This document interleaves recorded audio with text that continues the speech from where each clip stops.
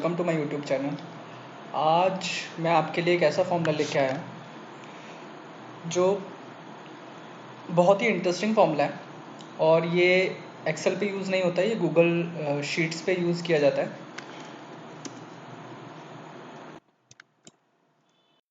है कि मेरे पास ये जो शीट है ये मेरी मास्टर शीट है और ये शीट मैं अपने कलीग्स के साथ शेयर करना चाहता हूँ। बट मैं ये भी चाहता हूँ कि उनके साथ ये पूरी मास्टर शीट ना शेयर होके सिर्फ और सिर्फ ये डाटा वाली शीट शेयर हो।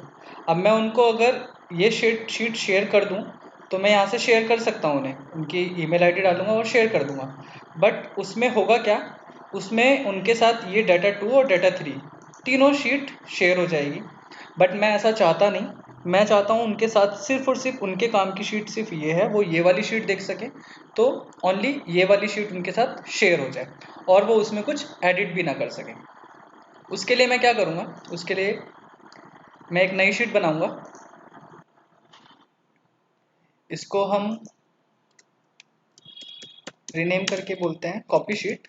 आप अपने हिसाब से कुछ भी रख लेना। इस शीट में जाएंगे हम,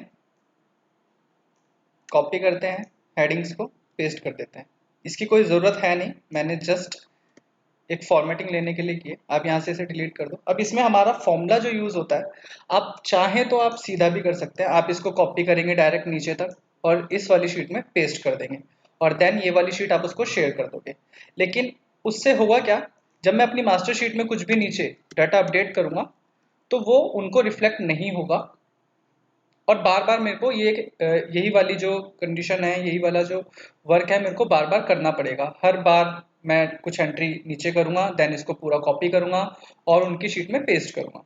तो उसके लिए हमारे पास, अब हम ऐसा तो करेंगे नहीं, तो उसके लिए एक फॉर्मूला होता है हमारे, is equal to import range. Import range में क्या कहता है, ये स्प्रेडशीट का यूआरएल। स्प्रेडशीट का यूआरएल कौन सी स्प्रेडशीट का, जो शीट्स हमें पुल करवानी है, जिस शीट का डाटा हमें पुल करवाना है। शीट है ये वाली जहां से हमें डाटा पुल करना है। तो इस शीट का यूआरएल क्या है, इस शीट का यूआरएल है ये जो हमें एड्रेस बार में दिख रहा है। इसको हम पूरी को कॉपी करते हैं। इसको यूआरएल को हमने कॉपी किया, यहाँ पे गए, इंपोर्ट रेंज में ब्रैकेट ओपन करके हमें सबसे पहले डबल क्योट्स करना है। डबल क्योट्स के अंदर उस रेंज को पेस्ट करना है। अगर आप डबल क्योट्स के साथ पेस्ट नहीं करेंगे तो ऑटोमेटिकली ये इस तरीके से ब्लैक ब्लैक दिखाई देगा, तो आपको पता चल जाएगा कि आप कुछ गड़बड़ कर रहे हो। तो हमें डबल क्योट्स के अंदर करना है, ये ग्रीन कलर का हो जाएगा। डबल क्योट्स बंद करने हैं, देन कोमा। अब खाली यूआरएल से तो डाटा पुल नहीं होगा, क्योंकि हमें तो इन तीन शीटों में से किसी एक शीट का डाटा पुल करना है। तो हमें कौन सी शीट का डाटा पुल करना है, डाटा वाली शीट का डाटा पुल करना है। इसमें डाटा 2 डाटा 3 है, बट हमें करना है डाटा वाली का। तो डाटा वाली शीट के लिए हम यहाँ पे क्या करेंगे, या तो आप यहाँ से राइट क्लिक करके रीनेम करके इसको कॉपी कर लो, क्योंकि कई बार ज़रूरी नहीं है कि हमारी शीट जो है, ये सब शीट्स जो है उसका नाम यही हो छोटा सा। कई बार बड़ा बड़ा नाम भी होता है, तो उसमें हम, उस केस में हम करते हैं राइट क्लिक करके रीनेम एंड इसको कॉपी कर लेते हैं। कॉपी शीट में जाते हैं, यहाँ पे जाके इसको पेस्ट कर दिया मैंने और ये डाटा आप देख रहे हैं ब्लैक आ रहा है। इसका मतलब मैंने डबल क्योट्स ओपन नहीं करे। मैं ओपन कर दूंगा तो ये ग्रीन कलर हो गया। उसके बाद इस डाटा वाली शीट में आप शिफ्ट के साथ जब 1 दबाएंगे तो ये एक्सक्लेमेशन मार्क का आइकन आपको दिखेगा। मैं बैक करता हूँ, शिफ्ट के साथ 1 जब दबाएंगे तो एक्सक्लेमेशन मार्क आ जाएगा। देन हमें डाटा कहाँ से कहाँ तक का पुट कर लेना है, हमें लेना है A1 से लेके G3140 तक। तो मैंने करा A1 से लेके G3140 डबल क्योट्स बन, ब्रैकेट बन एंड एंटर।